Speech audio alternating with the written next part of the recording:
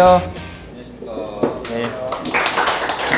저는 새로 오신 분들이 많으셔서 이제 인사를 드리면, 저는 공유FC 포럼을 1월 달에 시작을 한 사람이고요. 오늘 한 10회차잖아요.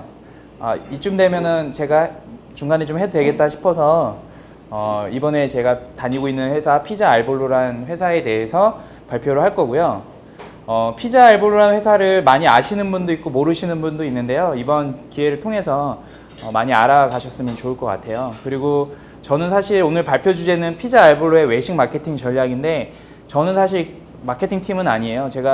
저는 기획실이에요. 그래서 기획 업무랑은 좀 다른데, 제가 피자 알볼로의 외식 마케팅 전략에 대해서 말씀드리려고 한 거는 어떻게 보면은 마케팅이라는 범주보다는 조금 더 큰 범위의 범주 같아서 그런 관점에서 발표를 하려고 하는 거고요. 예, 제 사진 찍어주셔도 됩니다. 고맙습니다. 유명한 사람 된 것 같아서. 그리고 제가 이 발표를 하는 거에 있어서 좀 유념해 주셔야 될 게, 저는 회사의 자료를 가지고 지금 발표하는 게 아니고요. 이 발표 자료는 시기로 따지면 작년 정도에 해당되는 내용이에요. 제가 뭐 수정하거나 지금 새롭게 만든 자료는 아니고요. 그리고 이 회사를 대표하는 얘기가 아니에요, 사실. 제가 회사를 관찰자 시점으로 본 거예요. 그래서 저의 기록이고 저의 일기장 같은 내용이에요. 그래서 그 점을 참고해 주시면 좋을 것 같아요. 그래서 여기서 나오는 용어나 여기에 나오는 인사이트나 이런 것들은 제가 그냥 느끼는 인사이트이기 때문에 회사를 대표해서 하는 발표랑은 좀 차이가 있다는 거를 유념해 주시면 감사하겠습니다. 예. 그러면 지금부터 시작을 할게요. 예. 한 5분 정도 더, 한 3, 4분 더 오시는 것 같은데요. 시작을 해야 될 것 같습니다. 예. 박수 한번 떨려서. 예. 예. 저희의 피자 알볼로의 브랜드 슬로건은 요리하는 수제 피자예요. 예. 지금 여러분들이 드신 피자가 이렇게 나쁘게 표현하면 뭐 장기술 많이 부린 피자 같기도 하고, 어떻게 보면 좀 복잡한 피자 같기도 하고 여러 가지 생각이 들 건데요. 어찌됐든 저희의 피자의 철학은 요리를 하는 피자를 만들자, 손이 좀 많이 가는 피자를 만들자라는 컨셉입니다. 지금은 너무 수제 피자 많아가지고 이 슬로건이 조금 진부해지긴 했는데, 어찌됐든 저희는 이 철학을 계속 유지하면서 지내고 있습니다. 외식 프랜차이즈 마케팅, 알볼로의 외식 프랜차이즈 마케팅에 대해서 말씀드릴 건데, 그렇다면 외식 프랜차이즈라는 개념에 대해서 먼저 짚고 넘어가야 될 것 같아요. 외식 프랜차이즈 하면 떠올리는 키워드들이 있을 것 같아요. 감사합니다. 예, 빠르다라는 거 동의하시나요? 프랜차이즈라고 하면 뭔가 빠르게 전개되는 이런 키워드들이 나올 수 있을 것 같고요. 프랜차이즈다 보니까 매뉴얼이 필요하고요. 왜 이러지? 예, 이 광고 많이 하잖아요, 연예인을 대상으로. 예, 얼굴로 누가 맡고 있었군요. 농담입니다. 예, 그리고 나쁘게 표현하면 빨대를 꼽는다고 하잖아요. 이런 프랜차이즈들의 키워드들이 많이 익숙하시고 많이 잘 알고 있는 키워드들이라는 생각을 해요. 열악하다고도 할 수 있고요. 그리고 마케팅에 대한 개념을 저희가 한번 좀 나열해 봤어요. 지금 뭐 STP라는 용어도 있고, 포피도 있고, 통합 IMC라는 통합 마케팅의 개념도 있고, 광고, 바이럴, 뭐 빅데이터, 요새 많은 얘기들 나오고 있죠. 이런 빅데이터라는 용어도 있는데, 이런 것들이 마케팅을 정의할 때 쓰는 개념들이라고 볼 수 있죠. 예. 이런 개념들을 짚고 넘어갔을 때 가장 강력한 외식 프랜차이즈 마케팅 전략은 어떤 것일까를 고민을 한 거죠. 이 두 가지를 잘 적절하게 조합하면 우리가 원하는 가장 강력한 외식 프랜차이즈 마케팅 전략이 나올 것인가, 그런 질문을 던져봤습니다.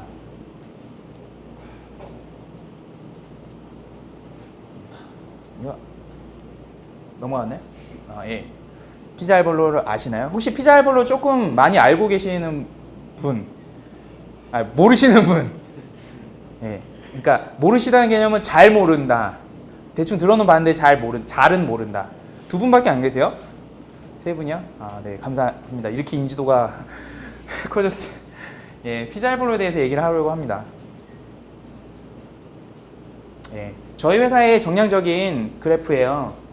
2005년도 저희 브랜드가 최근에 생긴 브랜드라고 생각하시는 분들이 많은데 저희는 작년에 10주년을 했어요. 그리고 올해 11주년 된 회사고요.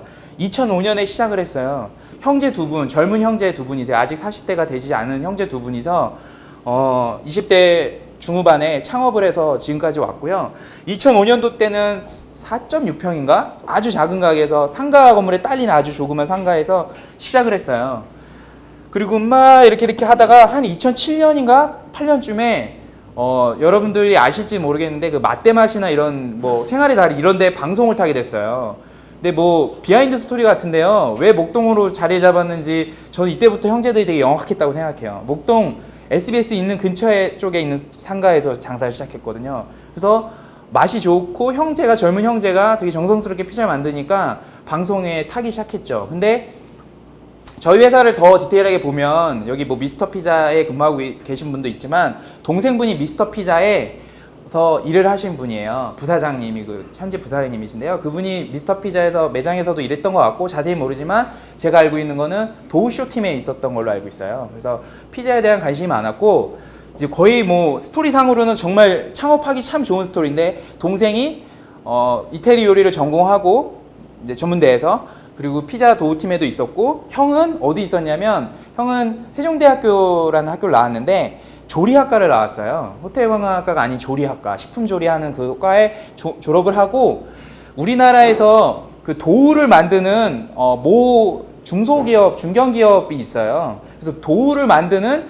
기업의 품질 연구원으로 들어갔죠. 근데 1년밖에 일을 안 해서 도우에 대해서 이제 맛만 보고 나온 거죠. 하지만 도우를 이렇게 만들면 지금 시중에 나와 있는 그 대중화된 도우보다 더 맛있는 도우를 만들 수 있다는 거를 기술적으로 혹은 제품적으로 거기서 어떻게 보면 영감을 얻었던 거죠. 그래서 두 형제가 이렇게 다 한 분은 매장에서 피자에 대한 이해가 있었고 한 분은 그 원천 기술인 도우에 대한 관점이 있었기 때문에 둘이 아주 좋은 파트너가 돼서 창업을 했고 2005년도 이후에 2008년도 됐을 때 방송 2007, 8년도에 방송을 타는데 그냥 타면은 솔직히 없어진 브랜드들 많잖아요. 가보면 별로인 브랜드들 많잖아요. 맛대맛 뭐 이런 데 생활의 달인. 근데 더 주목받은 게 생활의 달인에서 선정이 되고 왕중왕전인가? 뭐 이래서 피자 만드는 사람들끼리 나와가지고 뭐 피자를 만들어서 품질 평가하는 분들이 이제 거기서 왕중왕을 했는데 거기서도 이제 동생이 만든 피자가 왕중왕이 되죠. 그러면서 조금 더 부각이 됐던 것 같아요.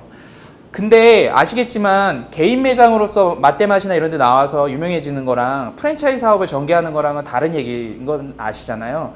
사실은 2008년, 2009년도까지는 그렇게 프랜차이즈로 부각을 받지 않았어요. 부각이 되지 않았어요. 이때 매장 수가 30개, 40개 정도였는데 프랜차이즈를 잘 아시는 분들 아시겠지만 50호점 밑에 혹은 더 넓게 봐서는 더 멀리 봐서는 100호점 밑에는 그렇게 큰 재미를 못 볼 때가 있잖아요. 성장 속도에 따라 다르긴 하지만 50호점이 안 되니까 오히려 관리적인 리소스가 더 많이 들어가고 오히려 점주님들이 50호점 이하의 점주님들이 프랜차이즈라고 해놓고선 뭐 이렇게 안 해주는 게 없냐 이러면서 엄청 회의감을 느끼죠. 되게 힘들어했죠. 근데 그 시간을 잘 버텨요. 그 두 형제가. 그래서 2010년도에 프랜차이즈를 본격적으로 제대로 전개해야겠다는 생각을 하죠. 그래서 2010년도에 법인 설립을 하고요.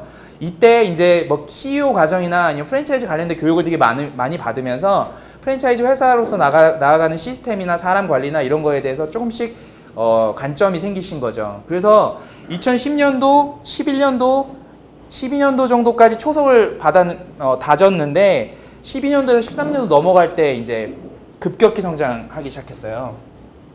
이 시점에 제가 합류합니다. 좀 오버해서 이 시점에 2013년도에 합류를 했는데 눈 감고 나면은 회사가 직원이 늘어 있고 눈 감고 나면 매장이 늘어나 있는 거 아마 여기 브랜드에 계셨던 분들은 아실 건데 저도 그랬던 것 같아요. 제가 이제 입사했을 때 14명인가 있었어요. 그래서 저는 이제 경력직으로 입사를 했고 14명 정도 있었는데 회사의 뭐 시스템이라고는 생각하는 게 아무것도 없었어요. 그래서 제가 그 전에 제 얘기 잠깐 드리면 저는 그 전에 8명이 운영하는 회사를 운영했었거든요. 근데 8명이 만드는 회사의 시스템보다 그리고 2년밖에 운영을 안 하는 회사보다 10년 동안 14명 그리고 본점 직원들까지 해가지고 하면 30명 될 것 같은데 그 인원들이 만들어낸 회사 시스템보다 더 열악하더라고요. 그래서 이 회사 뭔가 이랬죠. 근데 매일매일 성장하더라고요. 그래서 이때 급성장을 하기 시작해요. 근데 이 시점에 왜 급성장을 했냐라는 생각을 들면 제품의 품질에 대해서는 철학을 가지고 있었고 계속 유지했던 거죠. 근데 이 시기가 어떤 시기인지 아시나요? 그 외식업에서 제일 수제 열풍이나 어떤 품질 중심으로 외식업이 본격적으로 흐름을 타던 시기였던 것 같아요. 그러면서 갑자기 급격히 성장했고요. 바이럴이라는 게 뭐 한 번에 이렇게 바이럴 될 수도 있지만 알볼로라는 회사가 정말 대단한 게 홍보나 마케팅을 별로 하지 않는데 이렇게 막 여자들 주부들이 바이럴을 하죠. 바이럴 하고요. 그리고 소득 수준도 이제는 내 아이를 위해서 정크 피자, 저렴한 피자 말고 조금 더 밸류어블한 피자를 먹을 수 있게 엄마들이 그런 마인드를 갖기 시작하면서 급성장했어요. 그래서 매장이 매일 2배씩 성장했죠. 정량적으로 2배씩, 매일이라네요. 매년 2배씩 성장했고 현재까지도 작년까지 한 3년 동안은 2배씩 성장을 했습니다. 지금은 여기 계신 분들만 아실 수 있는 내용인데 지금은 성장세가 이제 이렇게 되고 있어요. 그러니까 성숙기로 접어드는 것 같다는 생각이 제가 이제 정량적으로 봤을 때 그런 생각을 들어요. 그래서 현재 매장 수는 240개 정도 됩니다. 지금 저희 회사 그래서 제가 이제 경영기획자니까 회사의 정량적인 데이터와 여러 가지 것들, 그 다음에 기업 문화, 경영 시스템, 프로세스 뭐 이런 것들, 그리고 사람들의 눈빛 뭐 이런 걸 보면서 우리 회사가 이것으로 그냥 갈 것인가 아니면 이렇게 한 번 더 도약을 할 것인가라는 생각을 하고 있죠. 저 변곡점에 있다고 보시면 될 것 같습니다. 네. 지금 현재 이게 2015년 작년에 만든 거라고 해서 제가 이제 드리면 먼저 저희가 작년서부터 중국 진출에 대한 계속 얘기가 나왔는데 최종적으로 올해 계약을 했어요. 그래서 계획상으로는 8월이나 9월이나 10월 정도에 1호점이 상하이에 오픈을 할 예정이고요. 마스터 프랜차이즈 계약을 했습니다. 예. 그리고 전국 매장 수는 지금 한 240개 정도 돼요. 그래서 서울 경기 쪽에 한 60%, 50% 집적해 있어요. 그래서 지방 출점에 대한 니즈가 조금 더 지금 큰 상황이고요. 매출은 가맹점 매출이에요. 저희 실제 본사 매출은 아니고요. 저희 본사 매출이 가맹점 매출이 예를 들어 뭐 평균 매출이 월 4천에서 5천 수준이다. 그러면 230개 매장이면은 한 뭐 1,500 수준 된다 치면 그 중에 이제 물류 매출이 한 40%라고 잡으면 뭐 400억에서 500억 수준의 매출인데 실질적으로 저희는 지금 자세하게 말씀 안 드리면 저희는 이제 순가 개념으로 매출을 잡아요. 그러니까 물류 매출을 다 저희 매출을 잡지 않고 실제 수수료만 저희 매출을 잡아서 지금 실제 외형 매출은 200억 정도 수준이에요. 근데 이제 저희도 회사에 성장하면서 경영자도 성장하면서 매출 볼륨을 키우고 기업 가치 높이는 것이 결국 장기적으로 좋다는 생각을 하면서 지금은 이제 매출을 좀 더 잡아 나가려고 하고 있어요. 그래서 실질적으로 여러분들이 생각하시는 매출 기준으로는 400억에서 500억 수준의 회사라고 볼 수 있고요. 400억 수준. 그리고 이제 가맹점 매출은 1,200에서 1,300, 400 뭐 결산 이제 하고 있는데 상반기 결산하고 있는데 그렇게 생각을 합니다.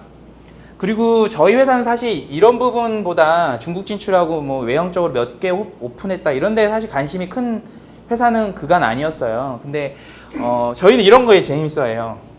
박물관을 만들고 학교를 만들고 그다음에 2105년 되면 100년 가는 피자 가게가 돼서 우리나라 토종 브랜드로서 가장 오래된 피자집이 되는 이런 목표들, 이런 비전들이 더 직원들 가슴과 대표님 생각하는 비전에 더 큰 요소예요.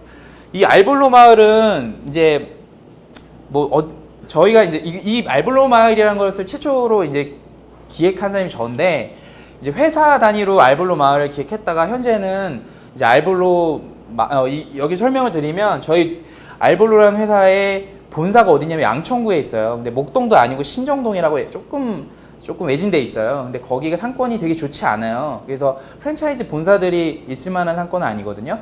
근데 여기에 이제 본사와 본점과 그 다음에 사내 카페와 그 다음에 저희가 직영점을 운영하는 2업종 그러니까 파스타 가게를 운영하고 있고 메뉴 교육장, 메뉴 개발실을 다 독립 건물로 임차해가지고 이렇게 집적해 있어요. 근데 이걸 왜 그렇게 했냐면 이쪽 양천구, 이 목동, 신정동 요 일대에서 본점을 계속 운영하던 형제의 추억이나 이런 어떤 그런 것들이 서려 있는 거예요, 이 동네에. 그래서 이 동네를 떠나기가 싫은 거죠. 유혹도 많았어요. 뭐 강남에 사옥을 살 수도 있었고 뭐 여러 가지 큰 대로변으로 나갈 수도 있었지만 이 동네에 대한 애착이 많고 골목에 대한 관심이 되게 많았죠. 그래서 이 동네에 그렇게 우리가 필요한 부분들을 하나하나 이렇게 만들어가면서 하나의 저희가 그냥 저희가 봤을 때는 거리예요. 저희 건물들 저희 직원들이 가장 많이 다니니까 그 안쪽에 이렇게 진짜 거기가 베드타운이거든요. 점심 장사만 되고 저녁은 아예 손님이 없고 주말에 아예 다 문 닫는 그런 데인데 그런데 이제 저희가 이제 직원들이 이제 꽈리를 틀었다고 해야 되나? 이렇게 터전을 마련해서 본사 직원이 현재 70명이에요. 그리고 본점 직원이 한 20명 정도 되고 직영점 직원들이 한 50명, 60명 되니까 한 130, 150명의 이제 직원들인데 저희가 어찌됐든 이 동네를 사랑하고요. 이 동네에서 여러 가지를 하고 있어요. 근데 이거를 회사 차원에서 기획을 제가 시작을 했는데 이제 이런 걸 너무 알리고 뭐 이렇게 하는 거에 저희 또 회사 가치가 아니다 보니까 뭐 그걸 드러내놓고 마케팅이나 사회공헌이나 브랜드 이미지로 쓰지는 않고 있고 더 중요한 거는 이제 이거를 회사에서 뭔가 하는 것보다는 이제 저는 사실은 제가 도시락 사업을 하다가 잘 안 되고 프랜차이즈 회사도 있어봤고 대기업 기업형 직영 외식업체에도 있어봤어요. 그래서 장사나 사업이나 이런 외식업에 대한 관점들이 좀 생기면서 자연스럽게 독립자영업자들, 소공인들, 소상공인들한테 관심이 많이 갖게 되면서 골목 상권에 되게 관심이 많거든요. 그래서 지금 제가 별도로 하고 있는 일들도 있는데 그러면서 제가 이제 개인적으로 이 알볼로가 속해 있는 이 골목을 개인적으로 활성화시키겠다는 어떤 비전을 세우고 회사 바깥에서 다른 뜻맞는 사람들하고 여기서 뭔가를 하고 있고요. 현재 그걸 협동조합으로 하고 있어요. 이제 테스트 베드가 되는 거고요. 제가 운영하고 있는 협동조합은 이 알볼로 마을을 거점으로 여러 골목 상권들의 커뮤니티들을 만들어 나가는, 다져 나가는 일들을 제 개인적인 꿈으로서 가지고 있어요. 어찌됐든 알볼로 마을은 그렇게 저 같은 직원들의 기획과 그다음에 여기에 많은 지역 주민들, 그다음에 그 이 지역을 사랑하는 형제들의 오너들의 어떤 그런 걸로 되게 시너지 나면서 나름 잘 마을을 형성하고 있어요. 그래서 알볼로 마을이 더 잘 되기를 바라고 있어요, 저는. 그리고 박물관하고 학교는 정말 큰 꿈이신데요. 지금 뭐 뒤에서 얘기하겠지만 학교에 대한 아주 조그만한 베타 버전을 하나 만들었어요. 그거에 대한 얘기는 뒤에 말씀드릴게요. 박물관도 되게 관심이 많으세요. 그래서 그런 부분들이 있고요.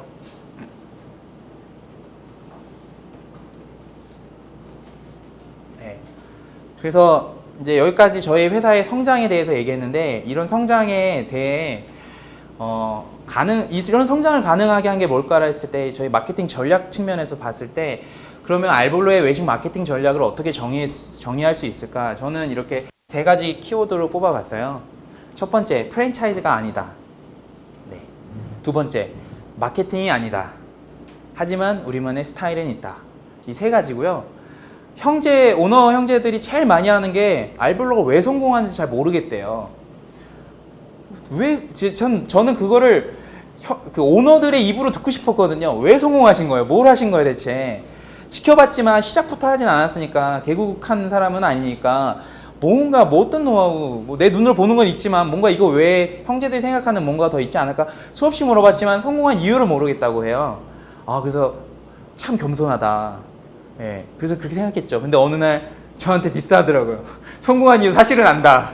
근데 얘기하지 않을 뿐이다. 직원들이 거만해지지 않기 위해. 그리고 우리가 저희 회사가 되게 스텔스 모드로 큰 회사예요.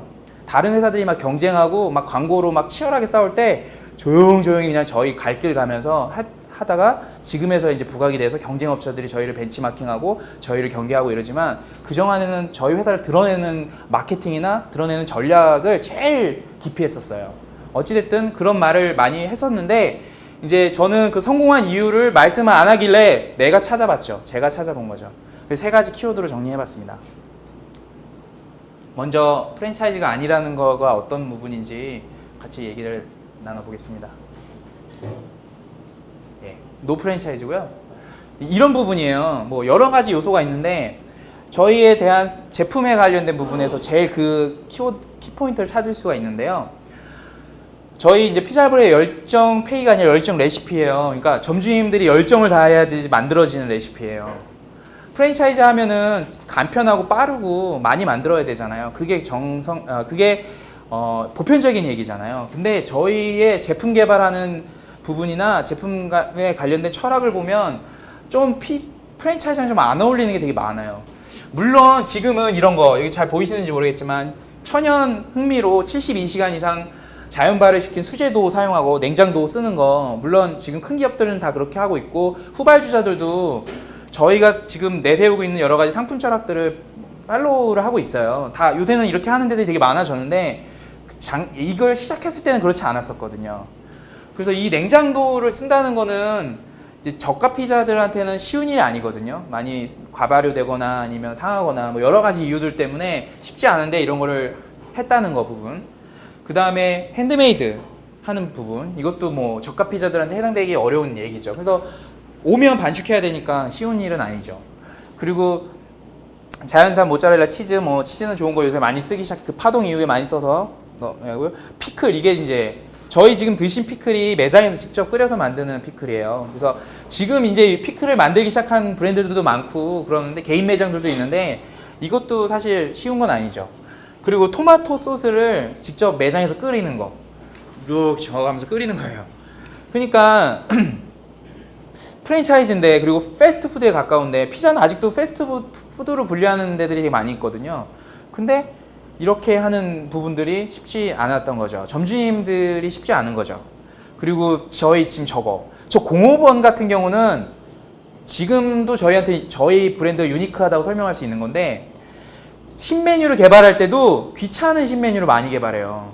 어깨 피자 혹시 보셨어요? 토핑 여러 개 올려가지고 이렇게 부채꼴로 써는 것도 아니고 이렇게 격자로 썰어야 되고, 지금 뭐 4가지 맛 올려가지고 만든 새로운 피자나 뭐 팥을 넣거나 뭐, 그다음 재료도 보통은 다 마리네이드 한 거 와서 냉동으로 온 거 해동해가지고 뭐 볶아서 내거나 아니면 뭐 이런 류의 메뉴 개발, 간편하게 패킹된 메뉴로 많이 메뉴 개발 하실 거잖아요. 여기 메뉴 개발자 분 계신지 모르겠지만. 근데 저희는 프라이팬에 한번 뭐 볶아야 되거나 아니면 뭘 해야 되는 이런 귀찮은 메뉴들이 많아요. 그러니까 그 이유는 피자에 올라가는 토핑은 음식 재료라고 생각한 거예요. 그래서 가능한 한 양념맛 안 나게, 가능한 한 재료의 식감과 재료의 맛을 그냥 본연의 맛을 살릴 수 있는 형태로 메뉴 개발하는데 이게 힘든 거죠. 점주님들한테는 뜯어가지고 그냥 볶아서 내면 끝, 전자레인지 찍어내면 되는데 막 볶고 뭐하고 막 토핑 막 정성스레 원래 토핑을 뭐 다른 피자들은 뿌리게끔 항상 매뉴얼을 만들거든요. 쫙 그냥 팍. 그래서 근데 저희는 이렇게 요거 이렇게 놀이하듯이 이렇게 하는 게 많아요. 그러니까 너무 싫은 거죠. 너무 귀찮은 거죠. 근데 이런 걸 할 수 있는 점주님들을 뽑았다는 거, 그런 게 이제 저희 회사가 가진 장점이죠. 그래서 이런 부분들이 열정이 필요하기 때문에 열정 레시피라는 표현을 저희는 쓰고 있는 겁니다. 그래서 제품에 관한 부분이 프랜차이즈와 너무 다르다. 그리고 그것들을 이제 제품 얘기만 했는데 나머지 프랜차이즈가 아닌 부분을 제 용어로, 제 언어로 5가지 정도 좀 나열해 봤어요. 첫 번째는 레시피를 지키지 않는다. 이거는 호불호라고 해야 되나? 이제 논란의 여지가 있는데, 이 의미는 뭐냐면 직영점이 레시피를 제일 잘 지키죠. 예, 근데 저희는 직영점이 레시피를 제일 안 지켜요. 제 생각이에요, 제 생각. 그리고 1년 전까지는 제가 생각해 그랬어요.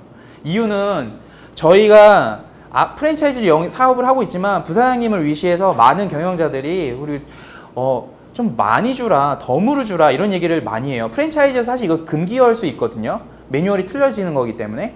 그리고 매뉴얼에 대한 격차가 생기면 소비자들이 정상적인 매뉴얼인데도 다른 데서 많이 먹은 것 때문에 여기가 뭐 많이 빠졌다고 하시고, 실질적으로 저희 컴플레인들 이런 게 많아요. 그게 매뉴얼인데 다른 데서 본점이나 여기서 먹은 거 가지고 여기 왜 적게 놓냐, 니네 변했다 막 이런 얘기해요. 근데 가만 보면 매뉴얼을 안 지켜기보다 개별 점주님들 혹은 또 직영점들의 직원들이 항상 덤으로 많이 줘라, 그리고 손님에 따라서 좀 많이 줄 수 있으면 이 손님이 이게 호불호가 있으면 이걸 좀 더 많이 줘라, 이런 것들을 너무 자연스럽게 들으니까 직원들이 그 매뉴얼에 대한 관점이 조금 약한 거예요. 그래서 되게 푸짐해요. 본점에서 드시는 분은 알겠지만. 그래서 이런 부분이 레시피를 지키지 않는다면 이게 무슨 프랜차이즈인가 이럴 수 있다는 거죠. 이건 개선돼야 될 부분은 맞아요. 근데 저는 프랜차이즈 사업이 저도 확신을 못 하겠는데, 프랜차이즈지만 프랜차이즈 아닌 느낌이 나게 하는 프랜차이즈라면 좀 더 재밌지 않을까, 저는 개인적으로 그런 생각해요. 그리고 숫자와 담을 쌓는다는 제가 제일 많이 하는 얘기, 제가 제일 많이 관련된 일인데요. 제가 하는 일이 이제 기획 업무니까 경영 계획 세우고 사업 전략 수립하고 뭐 숫자를 가지고서 경영 혁신이나 이런 것들에 대한 어떤 근거를 만들고 뭐 이런 일들이 제가 해야 될 원래 가장 중요한 본연의 업무인데, 제가 이제 2013년에 가을에 입사를 해요. 경력직으로 들어왔는데 그 직급이 다 낮아가지고 제가 가장에 입사를 했어요. 그래서 직급이 높으신 분이 많이 안 계셨고 되게 젊은 조직이었고 해서 또 제가 숫자를 보는 거, 저 현장에도 되게 오래 있었거든요. 제가 있던 데가 만드신 두 분이 나가셔서 만든 브랜드가 있어요. 한국의 음식을 가지고 그게 그래서 알볼로가 죄송합니다. 가진 사실 2010년도 전까지는 가장 성공한 외식 브랜드고 가장 매뉴얼과 가장 시스템, 가장 좋은 사람들을 배출해내는 사관학교 같은 데였거든요. 근데 그 매뉴얼을 좀 더 고도화시키고 더 좋게 만든 데가 있어요. 짧은 시간 안에 급성장했어요. 지금은 어렵지만. 그 두 분이 이제 오너 두 분이 나오셔서 투자를 받아서 불고기 브라스 오픈하면서 1년 만에 몇 개 매장을 오픈하고 막 그러면서 성장 가도를 달렸는데 그 회사에 이제 제가 원래 직장은 이제 마케팅 일을 하다가 1년밖에 일을 안 했어요. 마케팅 기획 일을 했거든요. 리조트 회사에. 근데 바로 외식업의 경영자를 목표로 꿈을 가지고서 바로 현장으로 갔는데 현장 중심주의가 있는 거예요. 그 브랜드가. 그래서 뭐 짤이 없더라고요. 뭐 4년제 나오고 뭐 사장님 후배고 뭐 이런 거 짤이 없더라고요. 바로 제가 이제 연봉이 한 1,400만 원 정도 받으면서 이제 근데 나름 좋은 조건으로 온 거더라고요. 백 써가지고 그 대표님이 라는 분이 저를 좋게 봐주셔서 학부 때부터 학부생들을 그래서 저보고 매니저로 입사를 시킨 건데 매니저 연봉이 1,700인 거예요. 그 당시에는 이제 OJT 기간 해가지고 1,500인가 1,600인 거예요. 근데 특별대원 거래요. 그래서 예, 감사합니다. 이러고 시작을 했어요. 그 전 직장에서 3,400이 신입사원 연봉이었는데 그렇게 받고 일을 시작했어요. 근데 외식업에 성장하려면 그렇게 일을 해야 된다고 그렇게 배웠고 그렇게 얘기를 들었기 때문에 그렇게 시작을 했죠. 그래서 데에서 현장에서 이제 3년 조금 안 되는 시간 동안에 되게 많이 성장했고 현장에서 엄청 많은 걸 배웠고 제 3년 정도의 경력 중에 2년여가 제가 조리 일을 했어요. 요리를 되게 싫어하는데 조리 일을 했어요. 왜냐면 좋은 외식업 경영자가 되려면 현장 일을 모르면 안 된다고 해서 3년이라는 시간 동안 중에 가장 많은 시간을 조리를 했죠. 그때 근데 어찌됐든 거기서 배웠던 게 예, 앉아주시면 됩니다.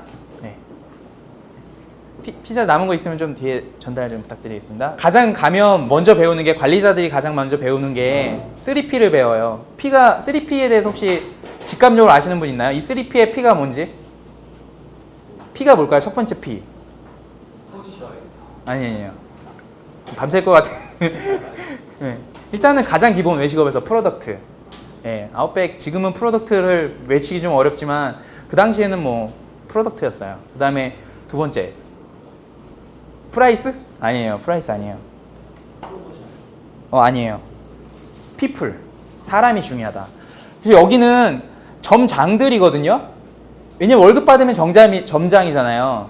자기 지분 있고 자기가 사장이면은 보통 점주라고 주인이라고 하잖아요. 근데 여기는 호칭을 점장이면서도 점주로 썼어요.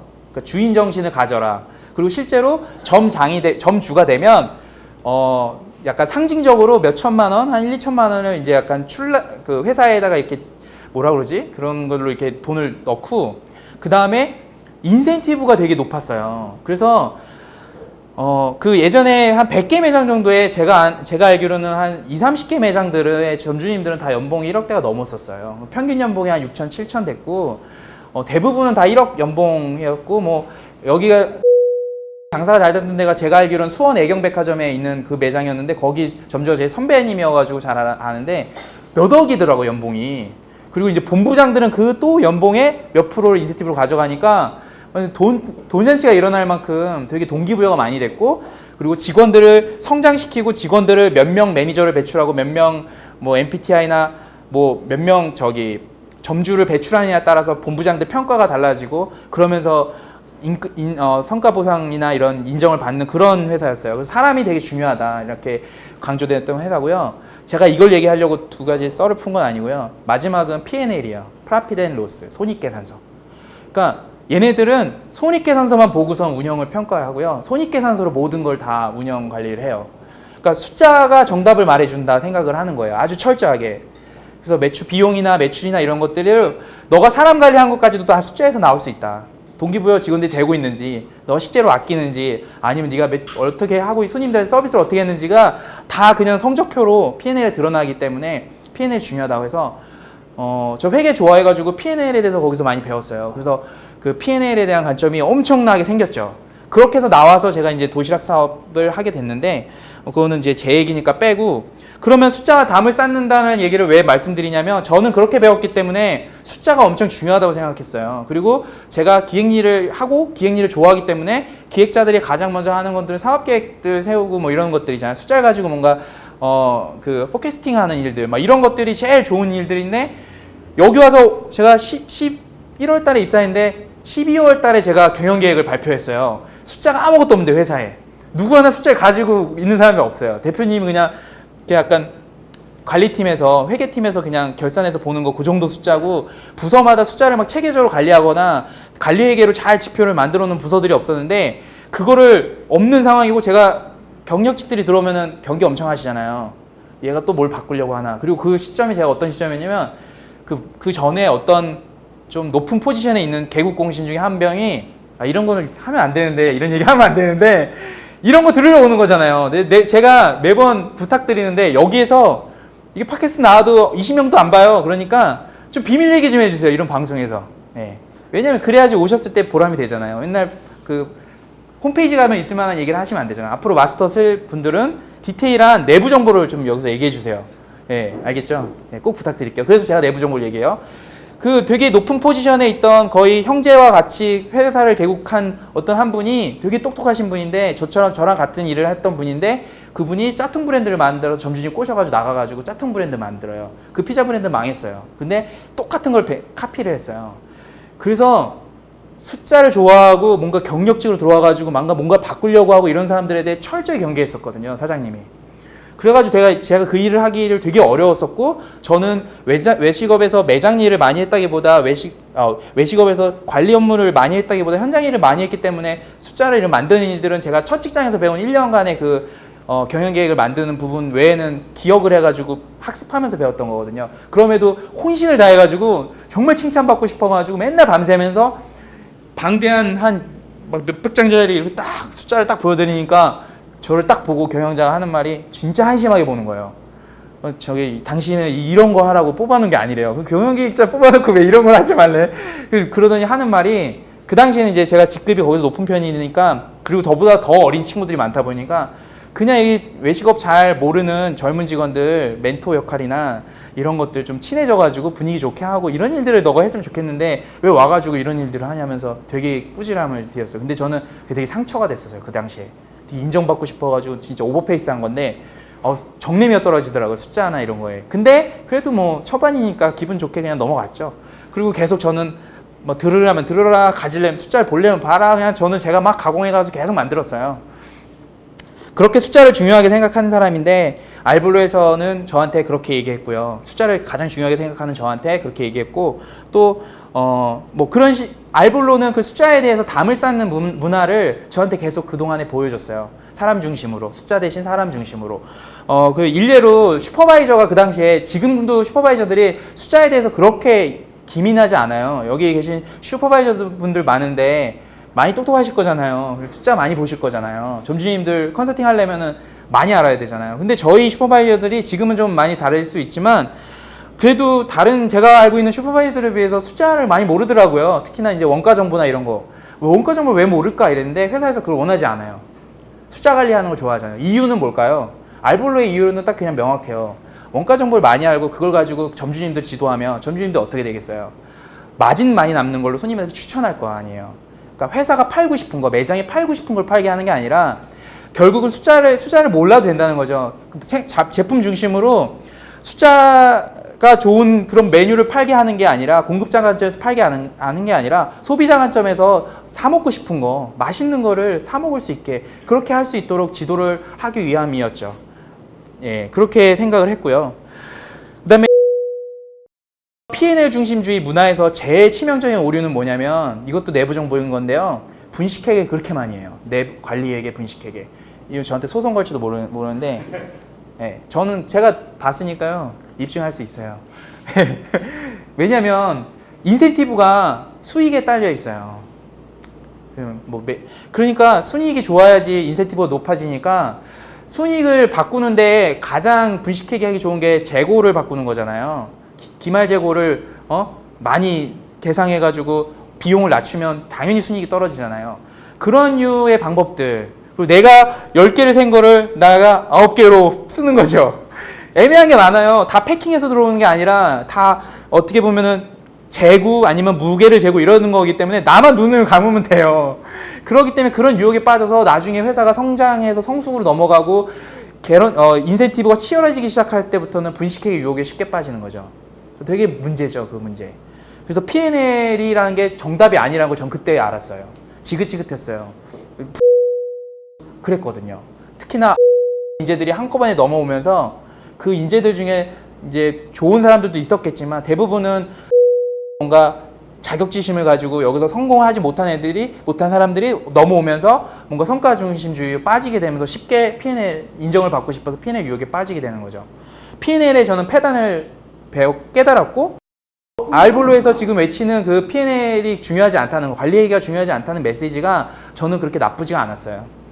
세 번째는 제가 말했던 이런 부분들, 경영계획 이런 것들을 그렇게 원하지 않은 거, P&L, 원가정보 이런 부분들이 결국 숫자 담을 쌓는 알볼로를 그대로 죄송합니다. 네. 그리고 미완성이면 느리다라는 키워드는 어떤 관점으로 말씀드리고 싶냐면요. 회사를 운영하는 데 있어서 아주 심플하게 두 가지 기능으로 나누면 시스템하고 사람이잖아요. 맞나요? 더 있을 수 있겠지만 저는 시스템하고 사람으로 그냥 구분을 심플하게 하면, 저 같은 사람들은 대부분 시스템주의자예요. 프로세스, 매뉴얼, 시스템 안에 사람들을 가두고, 그리고 시스템만이 거짓말 안 하고 차갑게 이성적으로 직원들을 통제하고 좋은 숫자와 가지고 냉정하게 해서 회사의 정량적인 성장을 막 도울 거다. 저도 그런 관점이었거든요. 그렇게 배웠기 때문에.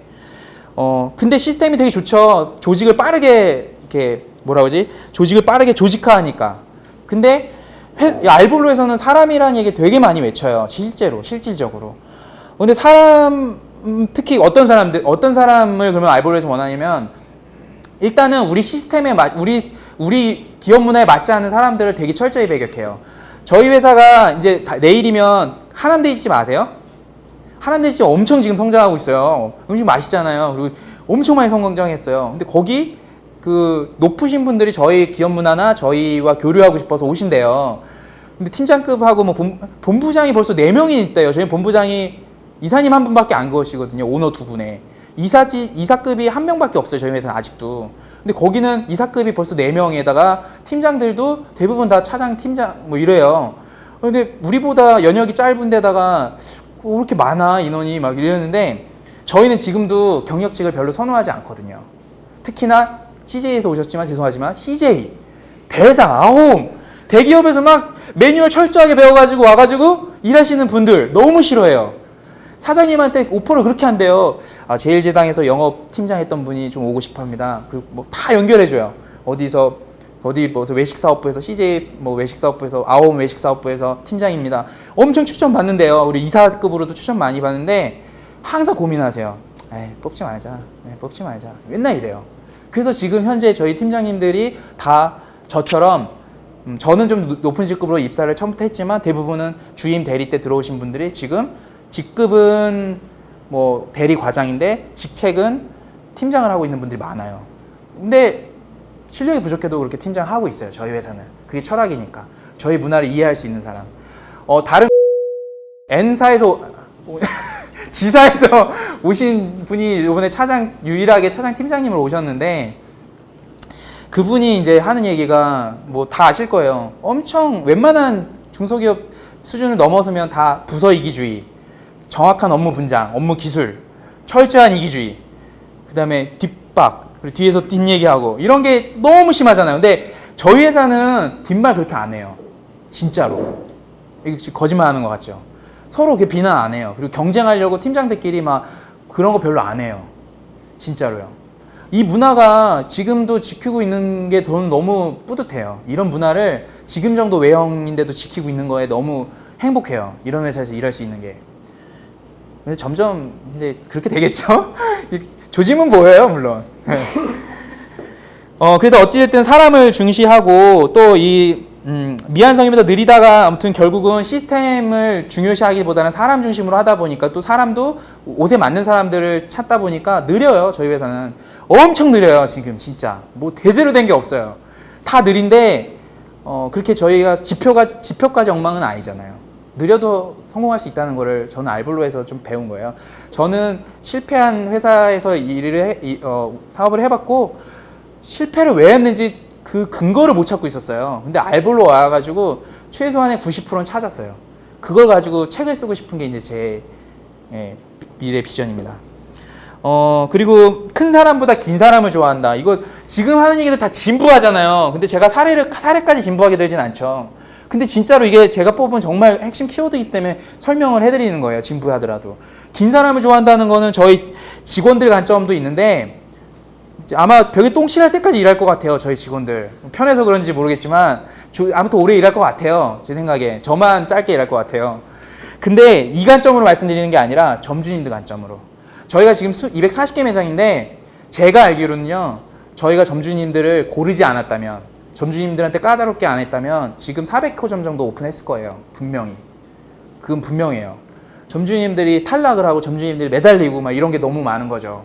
지금 프랜차이즈도 많이 그렇게 하는데 그 프랜차이즈 접근하시는 방식은 좀 다를 거예요. 저희랑. 근데 어찌됐든 저희는 소명 정신을 가지고 장사를 할 수 있고 수제 피자의 관점을 철학을 이해해서 피자를 프랜차이즈나 사업으로 이해하지 않고 요리나 가게로 이해하는 그러니까 프랜차이즈업인데 자영업자처럼 접근할 수 있는 분들을 일할 수 있는 사람. 왜냐하면 오래 일한다는 거는 결국 저희가 가진 비전인 100년간의 장인 가게에 대한 비전을 달성할 수 있는 아주 중요한 인적 근거라고 본 거죠. 그래서 점주님들 그렇게 까다롭게 뽑았고 그게 지금 드러나요. 지금 또 얘기 죄송해요. 근데 그런데 지금 문제되는 게 뭐냐면 투자자 점주님들을 많이 모집했잖아요. 돈 많으신 분들. 근데 이게 매출만 올라가고 막 잘 될 때는 크게 문제 없는데 매출 조금만 떨어지면 어때요? 갑자기 막 이런 게 날카로운 칼이 들어오는 거잖아요. 왜 매출 떨어졌냐? 내 기대 매출은 1억인데 왜 7천만 원이야? 7천만 원도 땡큐인데 왜 7천만 원이냐? 이러면서 상대적 빈공간과 상대적 기대치에 대해서 불평이 커지잖아요. 근데 저희는 지금 엄청 불평해야 되거든요. 왜냐면 처음으로 성장이 둔화됐기 때문에 점당 매출이. 근데 불평을 많이 하지 않아요. 저희 직원들 같아요. 저희 직원들도 불평이 많아요. 여기 대표적인 직원인데 불평이 많을 거예요. 주임님인데. 근데 잘 드러내지 않아요. 삭혀요. 저희 직원들은 그렇게 배우거든요. 주식에 순응하고 긍정적으로 소화하고. 저희 점주님들은 그런 것 같아요. 되게 날카로우신 분이 없어요. 그래서 너무 땡큐예요. 좀 기다려주세요. 지금 광고, 제 대표적인 거 광고 지금 하고 있거든요. 광고 보신 분. 이래요. 지금 광고를 몇십억씩 쏟아붓고 있는데 광고를 아무도 몰라요. 왜냐면 오전에 아줌마들한테 보는 광고로 아침에 그냥 거의 갑자기 공연하고 게릴라 콘서트처럼 하거든요. 그러니 광고를 몰라요. 지금 이보영이 광고를 하고 있음에도 심지어. 그러니까 이 정도인데 이 정도면은 보통은 지금 본사에 와가지고 10명이 띠둘러고 와가지고 유리창 깨부셔야 될 때 타이밍인데 참고 계세요. 기다려주세요. 알볼로는 지금도 잘해왔으니까 최소한 본사 경영진들이 뒷박치려고 자기네 외제차 타려고 자기네 건물 지려고 하지는 않았겠지. 그런 생각에 믿음이 있는 거예요. 저희 직원들도 급여가 저희 되게 낮아요. 여기 지금 굽내 다 있을 건데 저희 급여 되게 낮아요. 근데 그래도 입사하거든요. 왜 그러냐면은 급여 많이 올려주시겠지 이런 마인드로 다니고 그쵸? 믿으시죠? 믿습니까? 안 믿나? 많이 올려주실 거예요. 전 믿어요. 그런데 다니거든요. 근데 이게 되게 좋은 게 급여 낮게 들어오잖아요. 그럼 처음엔 기분이 더럽잖아요. 근데 중요한 건 여기서 저희가 원하는 긴 사람들이 다 걸러져요. 돈이나 자기 목적으로 정확하게 경력직에서 어떤 그런 부분으로 이직하시는 분들이 가진 그 가장 중요한 돈에 관련된 성장에 관한 목적으로 갖고 오시는 분들 있잖아요. 그런 분들은 절대 못 들어와요. 돈이 안 맞아요, 일단. 근데 그렇게 안 들어오시는 분들은 회사를 다니는 목적이 돈에 있는 사람들이 아닌 사람들이 오는 거예요. 근데 대표님께서 저희 임금 인상률이 몇 프로냐면 다 10% 이상이에요, 매년. 성과평가 없이. 다 매년 10% 이상. 저 3번 지금 인상했어요. 저는 계속 20% 받았어요. 참고로. 사장님 10% 받았는데 한 번 20%라고 다시. 아무튼 인상을 그렇게 많이 시켜주세요. 왜 분위기 이렇죠? 왜 지금 예, 아무튼 그래서 너무 고마우시죠. 그러니까 아직도 제 대기업 다니는 제 친구들에 비해서 급여가 부족한데도 만족을 너무 하는 거예요. 이 사람이란 게 처음에 이렇게 좀 이런 좀 안 좋은 거 줬다가 조금이라도 좋은 거 주면은 만족도가 이만큼 높아지더라고요. 아, 그래서 똑똑하신 분이에요, 저희 대표님은. 경쟁하지 않아요, 그래서 직원들이. 그리고 진짜 상생을 생각한다는 거는 뭐 협력업체의 관점으로 얘기할게요. 진짜 상생. 여기 계신 분들 협력업체들, 그리고 여기서 협력업체로 지금 이 모임에 오신 분들은 알볼로가 틈새가 있을 거라 오실 수도 있어요. 하지만 겪어보신 분이 있어요. 저희 마 대표님. 저희 한 2달 전에 거의 계약을 해지해도 되거든요. 근데 한 거 좋다고 바로 바꾸냐? 그냥 좀 쓰자. 이렇게 되는 거예요. 저희 협력업체를 오래 가요. 근데 제가 경영기획자니까 협력업체를 딱 데이터로만 보고, 또 협력업체 저도 사업을 했기 때문에 레퍼런스 다 있잖아요. 여기는 이거 자꾸 우리 본사가 칼을 꼽아야, 빨대 꼽아야 하는데 얘네가 자꾸 팔대 꼽아요. 저희 본사한테. 아는지 모르는지 형제 두 분이 좋아하세요. 왜 그런가? 여기 분명히 제가 구매팀 네트워킹도 다 있는데 여기서 이만큼 받는데도 왜 우리한테 이만큼 받아? 다 아는데도 그렇게 해요. 그 이유는 그냥 협력업체, 그래서 이유는 모르겠지만 협력업체랑 오래 가요. 그래서 지금 저희가 원래대로라면 협력업체 많이 바뀌었어야 될 것 같은데 지금 좀 수위가 높죠. 네, 근데 저는 이걸 계기점으로 여기가 꽉 찼으면 하는 바람에 일단 여러분들 유튜브로 누르길 바람에 지금 좀 과격하게 합니다. 예. 그래서 협력업체 잘 안 바뀌어요. 그래서 협력업체, 그리고 또 저희가 협력업체로 오면 되게 극진히 대접해요. 그리고 협력업체 재밌게 해요. 보통 협력업체가 뭔가 해줘야 되는 거고 모셔줘야 되고 이런 느낌으로 가시잖아요. 근데 저희는 협력업체랑 하는 행사에 항상 저희 직원들 기획을 하고 대접하려고 하고 같이 뭘 하려고 해요. 그래서 협력업체 분들이 저희 행사 하려고 하면은 되게 기다린대요. 술자리에서 나온 얘기예요. 여기는 안 가고 싶은 가 프랜차이즈가 아니래요. 그냥 가고 싶은 행사래요. 항상. 제가 이제 경영기획 일을 잘 못하니까 이렇게 사장님 숫자 안 좋아하고 하니까 이 일을 많이 안 하고, 제가 솔직히 지금 창업해도 될 정도로 이벤트 전문가예요. 이벤트 기획을 그렇게 많이 해요. 제가 행사를. 근데 그걸 항상 그 대표님의 철학을 존중하기 때문에 재밌게 특별하게 존중받을 수 있게 그런 관점으로 이벤트를 막 재밌게 하니까 협력업체들이 자주 오려고 그래요. 저희 행사에. 뭐 초대장 오면은 막 광클릭이에요. 막. 그러니까 그만큼 저희 협력업체들이 저희를 좋아하고, 그런 부분들 너무 칭찬하면은 거짓말 같죠. 그래서 협력업체가 현재 100개, 뭐 100 몇십 개 있는데 잘 안 바뀌어요. 계속 협력업체들 리스트를 보고 있는데요. 한 아주 핵심적인 협력업체 바뀌었어요. 그 협력업체가 왜 바뀌었냐면 저희의 고품질 철학을 따르기 어렵다고. 저희는 대량 생산으로 저가로 가고 싶은데 여기 라인을 맞추기 어렵다고 해서 빠지셨어요. 예. 이제 갈게요.